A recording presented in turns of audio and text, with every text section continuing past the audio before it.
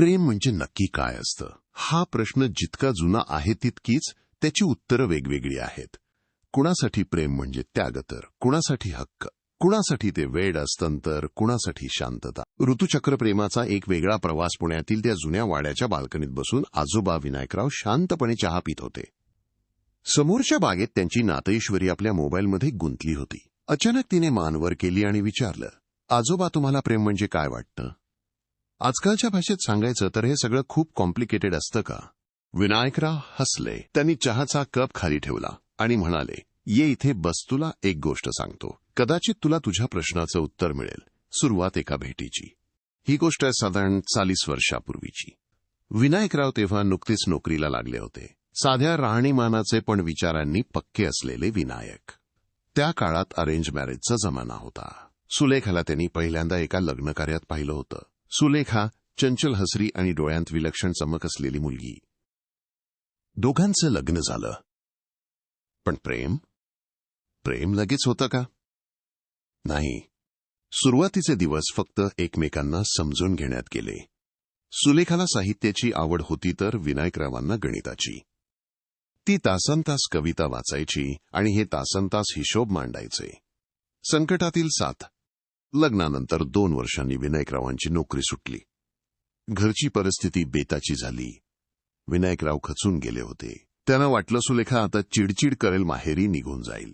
पण सुलेखा काहीच बोलली नाही. तिने तिचे दागिने विनायकरावांच्या समोर ठेवले आणि म्हणाली, हे मोडूया आणि तुमचा छोटासा व्यवसाय सुरू करूया.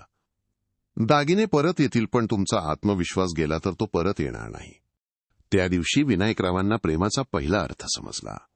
प्रेम म्हणजे एकमेकांचा आधार होणं. संसाराची गोडी आणि अंतर. काही वर्षे सरली. मुलं झाली, घर झालं, प्रपंच वाढला. आता प्रेम म्हणजे फक्त गप्पा नव्हत्या, तर मुलांच्या शाळेची फी, सुलेखाचा आजारपण आणि विनायकरावांची धावपळ होती. अनेकदा दोघांचे खटके उडायचे. सुलेखाला वाटायचं विनायक तिला वेळ देत नाहीत, तर विनायकरावांना वाटायचं सुलेखाला त्यांच्या कष्टाची किंमत नाही. पण रात्री जेव्हा मुलं झोपायची तेव्हा विनायकराव सुलेखासाठी तिचं आवडतं मोगऱ्याचं गजरा घेऊन यायचे. सुलेखाचा राग ते एका फुलाच्या सुगंधात विरघळून जायचा. तिथे प्रेमाचा दुसरा अर्थ उमजला. प्रेम म्हणजे शब्दांशिवाय केलेली माफी आणि छोट्या गोष्टींतून व्यक्त केलेली काळजी. तो कठीण काळ आयुष्य नेहमीच सरळ चालत नाही. 10 वर्षांपूर्वी सुलेखाला विस्मरणाचा आजार झाला. ती हळूहळू सगळं विसरू लागली. घरमुलं आणि शेवटी विनायकरावांनाही. मुलांनी सुचवलं की त्यांना एखाद्या केअर सेंटरमध्ये ठेवूया. पण विनायकराव ठाम होते. तिने माझं घर सांभाळलं, आता तिचं मन सांभाळायची वेळ माझी आहे. ते सुलेखाला रोज बागेत घेऊन जायचे. ती त्यांना म्हणून हाक मारायची नाही. तिला त्यांचं नावही आठवत नसे. ती त्यांना एखादा अनोळखी माणूस समजून बोलायची. विनायकराव रोज तिला त्यांच्या लग्नाच्या गोष्टी सांगायचे, फोटो दाखवायचे.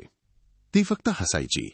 एके दिवशी सुलेखा म्हणाली, काका, तुम्ही किती चांगले आहात ना? तुमची बायको खूप नशीबवान असेल. विनायकरावांच्या डोळ्यात पाणी आलं. त्यांनी तिचा हात हातात घेतला आणि म्हणाले, होती खूप नशीबवान आहे, कारण तिने मला प्रेम करायला शिकवलं. कथेचा शेवट आणि अर्थ. विनायकरावांनी ईश्वरीकडे पाहिलं. ईश्वरीच्या डोळ्यात पाणी होतं. आजोबा म्हणाले, बाळा, प्रेम म्हणजे फक्त व्हॅलेंटाईन डे गिफ्ट्स किंवा फिरणं नाही. प्रेम म्हणजे समोरच्या व्यक्तीला तिच्या पूर्णत्वासह आणि तिच्या कमतरतेसह स्वीकारणं. ॲस्टेरिस्क. प्रेम म्हणजे ती व्यक्ती आठवणीत नसतानाही तिच्यावर तितकंच प्रेम करणं. ॲस्टेरिस्क. प्रेम म्हणजे एकमेकांच्या शांततेचा आदर करणं.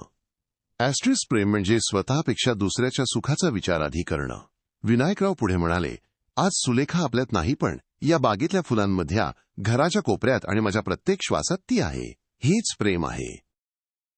ईश्वरीने तिचा फोन बाजूला ठेवला आणि आजोबांना घट्ट मिठी मारली. तिला तिच्या प्रश्नाचं उत्तर मिळालं होतं. प्रेम हे कॉम्प्लिकेटेड नसतं, आपण ते आपल्या अपेक्षांनी गुंतागुंतीचं करतो.